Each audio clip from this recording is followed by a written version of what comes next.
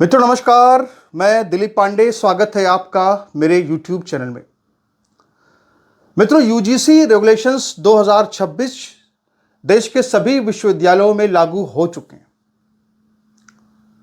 अभी इस पूरे के पूरे रेगुलेशंस का जो विरोध है वो सिर्फ सोशल मीडिया पर देखा जा रहा है। ट्विटर पर, फेसबुक पर लोग अपना आक्रोश व्यक्त कर रहे हैं, लेकिन जमीनी स्तर पर अभी लोगों को बात पता भी नहीं चली है कि आखिर उनके साथ क्या खेल हो गया है। अभी जागरूकता अभियान चल रहा है सोशल मीडिया के माध्यम से, लेकिन जमीन पर अभी तक कोई हलचल वैसी बहुत बड़ी नजर नहीं आ रही है। लेकिन अगर सरकार ने इस रेगुलेशंस को अगर रोल बैक नहीं किया तो एक बहुत बड़ा आंदोलन जमीन पर भी शुरू हो सकता है। इसकी पूरी संभावना से इनकार बिल्कुल भी नहीं किया जा सकता है। और अब इसमें सबसे बड़ा सवाल यह है कि आखिर सरकार अब क्या करेगी। जो बीजेपी का आईटी सेल है वो पूरी तरह से अभी तक खामोशी इख्तियार किया हुआ है। उसको अभी तक कुछ भी उसकी तरफ से प्रतिक्रिया नहीं आ रही है, यानी वो अपने आप को डिफेंड भी नहीं कर रहा है, यानी सरकार को डिफेंड करते हुए भी नहीं दिख रहा है वो। यानी कहीं ना कहीं वो बिल्कुल उसको झटका लग गया है, कोमा में चला गया है बीजेपी का आईटी सेल। अब ऐसे में सरकार के अंदर हलचल क्या चल रही है। मित्रों, जानकारियां ये मिल रही हैं कि इस समय सरकार के अंदर जो शिक्षा मंत्रालय है और जो यूजीसी के अधिकारी गण हैं उनके साथ में लगातार अब बैठकों का दौर चल रहा है। और इनको आपातकालीन बैठकें कह सकते हैं, क्योंकि ये कोई पूर्व निर्धारित बैठकें नहीं थी, बल्कि जो सोशल मीडिया पर अभी सिर्फ आक्रोश देखा गया है उसके बाद ये बैठकें शुरू हो चुकी हैं। शिक्षा मंत्रालय के जो अधिकारी हैं, जो शिक्षा मंत्रालय है, वो आखिर किन मुद्दों पर चर्चा कर रहा है, क्योंकि विरोध दो तरह से हो रहा है। एक विरोध तो सवर्ण समाज कर रहा है और दूसरा एक विरोध जो है वो पश्चिम बंगाल से भी आ रहा है और ऐसे जगहों से आ रहा है जहां पर जो शासन है वो गैर बीजेपी का शासन है।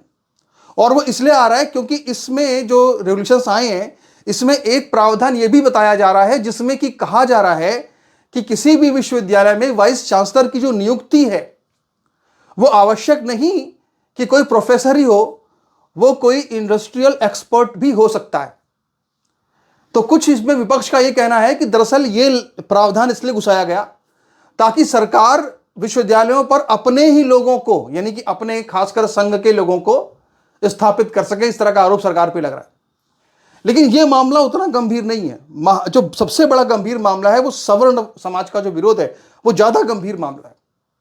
अब ऐसी स्थिति में सरकार के अंदर क्या चल रहा है, उन बैठकों में क्या हो रहा है, ये तो अभी कोई कह नहीं सकता। लेकिन हाँ, ये है कि एक उनके अंदर भी एक हलचल, एक बेचैनी सरकार के अंदर शुरू हो चुकी है इस पूरे विरोध को लेकर के जो हो रहा है। अब यहां पर यह समझना जरूरी है कि आज हम जो कुछ भी देख रहे हैं इसको लेकर के लोग तरह तरह की बातें कर रहे हैं। सबसे ज्यादा गुस्सा लोगों का मोदी के खिलाफ है, क्योंकि मोदी खुद एक ओबीसी है और इस पूरे जो कानून है, जो रेगुलेशंस है, जो नोटिफिकेशन है, इसमें पूरी तरीके से इसमें ओबीसी को भी संरक्षित कर दिया गया है। इसीलिए लोग बीजेपी से बहुत नाराज हैं। लोग कस्में खा रहे हैं, शपथ ले रहे हैं कि हम अब बीजेपी को वोट नहीं देंगे।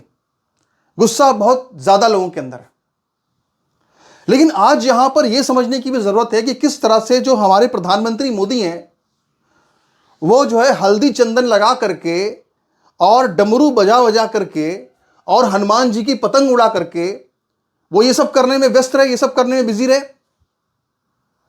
और दूसरी तरफ जो पूरा इकोसिस्टम था, जो वामपंथी इकोसिस्टम था, वो बड़ी ही चतुराई से सुप्रीम कोर्ट के जजों के साथ मिलकर, सुप्रीम कोर्ट के जजों ने, सुप्रीम कोर्ट के वकीलों ने, जो पूरा वामपंथी सिस्टम काम करता है उसने बड़ी ही चतुराई से पूरे इतने बड़े, मैंने यानी 3-4 लोगों ने मिल करके, यानी 4-5 लोगों ने मिल करके पूरे सवर्ण समाज की पीठ में न सिर्फ छुरा घोंपा बल्कि सरेआम उनका वार किया उनके ऊपर। और सरकार को भी पूरी तरह से वो हराने में बिल्कुल कामयाब हो गए। मोदी जी जो है वो व्यस्त रहे डमरू बजाने में, भगवान शंकर की तरह ये रुद्राक्ष लगाने में, ये सब करने में, वो सब करते हैं जो काशी वाशी में जा करके, और इधर जो है 2 साल से जो वामपंथी इकोसिस्टम था वो पूरी तरह से सरकार को घुटने पर लाने में अब कामयाब हो चुका है। क्योंकि सरकार का जो सबसे बड़ा, बीजेपी का सबसे बड़ा जो कोर वोटर था, जो सवर्ण वोटर था, वो अब पूरी तरह से बीजेपी के, मोदी के खिलाफ खड़ा हो चुका है। और जो ये सारे के सारे वामपंथी इकोसिस्टम चाहता था उसको हासिल करने में पूरी तरह से वो कामयाब अब हो चुका है। अब ऐसे में सवाल ये उठता है आगे क्या होगा। ये तो बात की बात है, आगे क्या होगा। इसमें बड़े बड़े लोगों ने गद्दारी की है, इसमें बीजेपी के लोगों ने भी गद्दारी की है। जो लोग मोदी से नाराज चल रहे थे उन लोगों ने भी इसमें मोदी की पीठ में छुरा घोंपा है।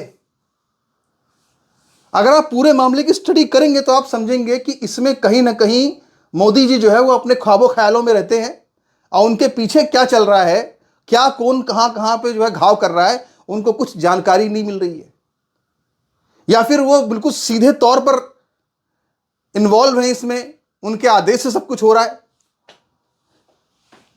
हो सकता है कि उनके आदेश से भी हो रहा हो, इसलिए क्योंकि 4 राज्यों में लगातार जीत हासिल करने के बाद, तीसरी बार प्रधानमंत्री बनने के बाद अब शायद उनको ये नहीं समझ में आ रहा है कि अब उनको चौथी बार पीएम बनना है नहीं बनना, ये तो नहीं पता। लेकिन हो सकता है कि उनके मन में हो कि मैंने तो अपनी पारी कंप्लीट कर ली, अब जरा मैं कुछ अपने समाज का भी देख लूं। ये भी हो सकता है। किसके मन में क्या है कहना बड़ा मुश्किल है। लेकिन यहां पे जो लोग बिल्कुल सीधे तौर पे इकोसिस्टम जो जिम्मेदार नजर आ रहा है, आज उसकी चर्चा करना बहुत जरूरी है।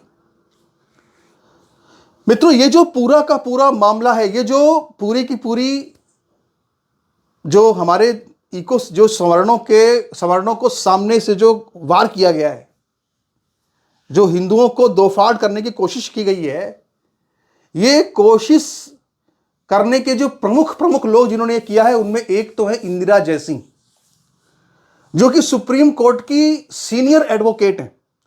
वो याकूब मेनन की वकील भी रह चुकी हैं।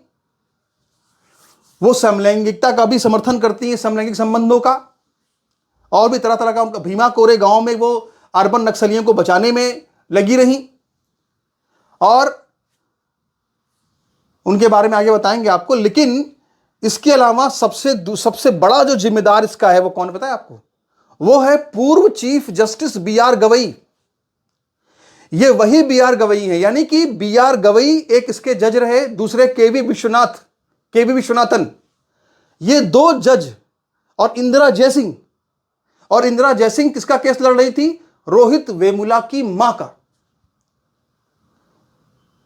यानी ये जो पूरा लेफ्ट लिबरल इकोसिस्टम था, इसने रोहित वेमुला की मां को तैयार किया याचिका दायर करने के लिए कि तुम याचिका दायर करो कि 2012 का जो यूजीसी रेगुलेशन है, जिसमें कि अगर झूठी शिकायत हो तो सजा का प्रावधान है, और जिसमें ओबीसी शामिल नहीं है, ये सब नियमावली बना करके, ये सब करके जो है बाकायदा पूरी याचिका दायर कराई गई। किनसे? रोहित वेमुला की मां से और कोई पायल तड़वी की मां से।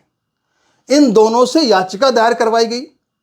याचिका दायर की इंदिरा जयसिंह ने, और सोचिए कि जो लोग फैसला करने वाले थे वो कौन थे? वो भी कौन थे? बी.आर. गवई, जो कि अंबेडकरवादी हैं।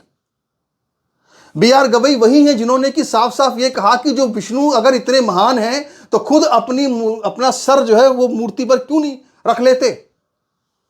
ये वही बी.आर. गवई हैं जो बिल्कुल खुल करके कहते रहे हैं कि साहब हम तो, मतलब कि खुल करके कहते रहे कि हम तो अब वंचित शोषित हैं। बी.आर. गवई के पूरे फैमिली की रूट्स को देखिए तो बी.आर. गवई के जो पिता थे वो अंबेडकर के, भीमराव अंबेडकर के बिल्कुल करीबी सहयोगी थे। यानी ये पूरे इनके यानी इनको जो है हिंदुओं के खिलाफ नफरत इनको विरासत में मिली है, और ये उसी विरासत को लेकर सुप्रीम कोर्ट के चीफ जस्टिस बन गए। और दूसरे नंबर पे जो जज था वो कौन थे? जज के.वी. विश्वनाथन। के.वी. विश्वनाथन जो है वो 2030 में भारत के सुप्रीम कोर्ट के चीफ जस्टिस बन सकते हैं, वरीयता क्रम में देखा जाए तो।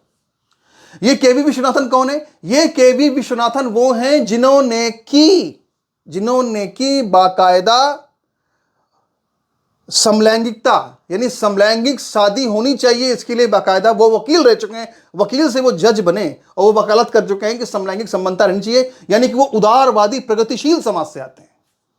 तो ये बहुत ही डेडली कॉम्बिनेशन बना, बहुत डेडली कॉम्बिनेशन बना। बी आर गवई, के वी विश्वनाथन की बेंच, और वकील कौन था?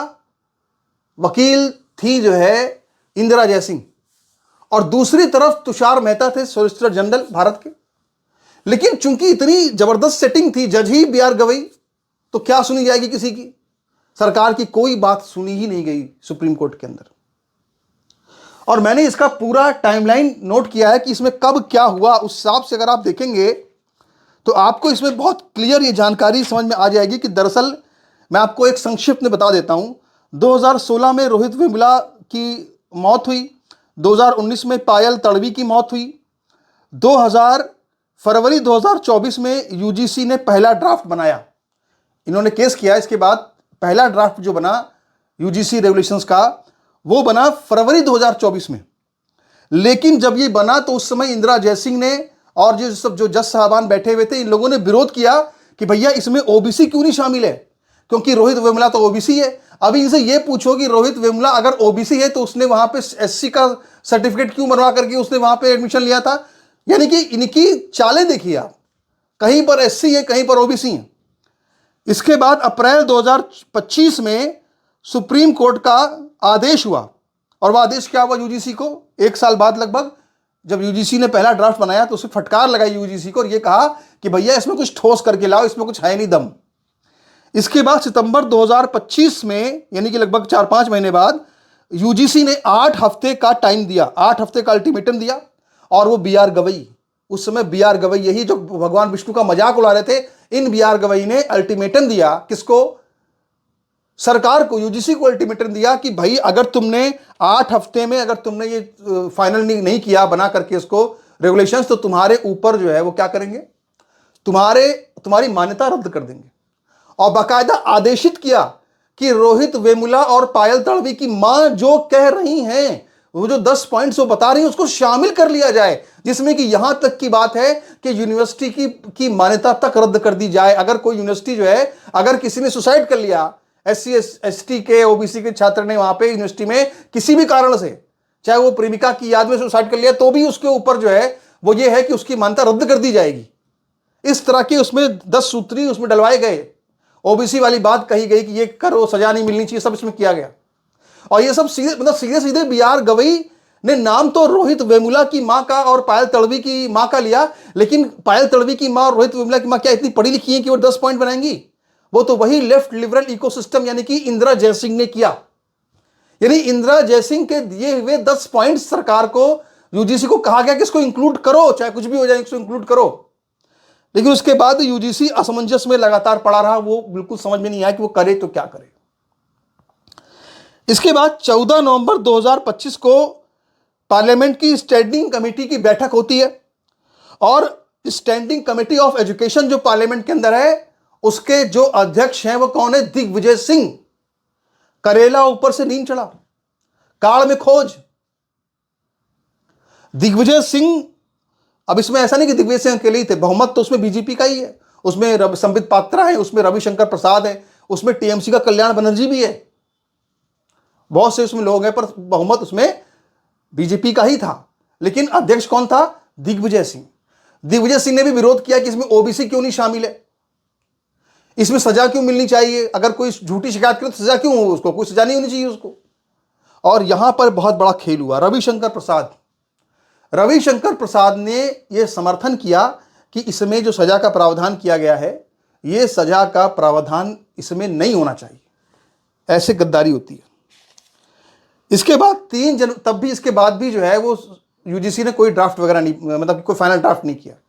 इसके बाद 3 जनवरी 2026 को सुप्रीम कोर्ट ने फिर से आदेश किया भैया कि फाइनल नोटिफिकेशन 6 हफ्ते के अंदर हमको चाहिए। अब सुप्रीम कोर्ट देखिए इस सब मामलों में कितना सख्त है, पर वैसे अब पश्चिम बंगाल में हिंदू मरता रहता है तो एकदम छुट्टी पे जा रहे हैं, भाई हमारी छुट्टी है, वो तो छुट्टी चले जाते हैं। तो 8 से 10 जनवरी को आनंद फानन में रातों रात यूजीसी का ड्राफ्ट, जो पहला ड्राफ्ट रातों रात बदला गया, और रातों रात उसमें जो है ओबीसी को शामिल कर लिया गया संरक्षित में, और जो पूरी की पूरी जो टाइमलाइन थी, यानी कि जो उसमें सजा का प्रावधान था कि अगर कोई झूठी शिकायत करे सजा होनी चाहिए, उसको भी हटा लिया गया। और इस तरह से हमारे सामने हिंदू समाज को बांटने वाला जो कथित तौर पे सवर्ण, कथित तौर पे उच्च जिनको कहा जाता है, उन जातियों को पूरी तरह से घुटने पर लाने वाला, उनको प्रताड़ित करने वाला जो यूजीसी रेगुलेशंस का नोटिफिकेशन है वो 13 जनवरी को जारी हो गया और सभी विश्वविद्यालयों में लागू हो गया। तो किस तरह से पूरी पीठ में छुरा घोंपा गया, यह सब प्रधानमंत्री मोदी की जानकारी में नहीं था क्या? ये जो बार बार कहते रहते हैं कि इकोसिस्टम इकोसिस्टम, इकोसिस्टम जीत गया। यहां पे इकोसिस्टम ने प्रधानमंत्री मोदी के, क्या कहते हैं उसे, बहुत गुस्सा भी मुझे आ रही है, पिछवाड़े में हल्दी लगा दी। और ये महाराज आराम से मोदी जी डमरू बजाते रहते हैं, डमरू बजा बजा कर जो है भारी योद्धा बने हुए। तो भैया ये जो है पूरा पूरा खेल हो गया आप लोगों के साथ में। आप लोग समझ लीजिए अब क्या करना है, कैसे करना है। आपके पास कोई नहीं है बीजेपी से, कोई नेता, एक भी नेता, कोई तिवारी दुबे, मैं कह रहा हूं पांडे भी हो, कोई बीजेपी में तिवारी दुबे, चौबे दुबे, उपाध्याय, सिंह, श्रीवास्तव, कहीं कोई आपको दिख रहा है? गुप्ता, कहीं आपको कोई सांसद दिख रहा है बोलता हुआ? कहीं कुछ नहीं, पूरी खामोशी है। कोई मोदी के खिलाफ यूजीसी लाई है, कोई कुछ बोल नहीं रहा। कहां गए गिरिराज सिंह भाई? कहां गए बड़े बड़े नेता कहते हैं हम ब्राह्मणों के नेता हैं? कहां गए सारे ब्राह्मणों के नेता भाई? कहां गए सारे ठाकुरों के नेता? कहां गए सब कि हम बड़े नेता हैं? अग्रवाल लोग कहां गए सब भाई? कहीं कुछ नहीं, कुछ पता नहीं किसी को कहां है। सब कोमा में है भाई साहब, सब खामोश, एकदम चुपचाप बैठे हुए हैं, किसी कोई मतलब नहीं है। अब ब्राह्मण ठाकुर वैश्य जो है अपनी लड़ाई खुद लड़े। किसकी तरफ देखें? एक तरफ दिग्विजय सिंह खुद वहां स्टैंडिंग कमेटी में है, वो तो आज भी रोहित वेमुला के ऊपर राहुल गांधी कह रहा है कि साहब बड़ा अन्याय हो गया। रोहित वेमुला का कितना बड़ा कहानी था वो हमने बताया आपको, कितना बड़ा उसमें झोल है। तो किसकी तरफ देखें फिर? हम किसकी तरफ देखें? जो भी है, सरकार ताकतवर होने के बावजूद भी वामपंथी इकोसिस्टम के इशारों पर नाच रही है। इसको कहने में तो कोई आपत्ति नहीं है। तो आप इस पर अपनी टिप्पणी कीजिए, शेयर कीजिए वीडियो को। धन्यवाद।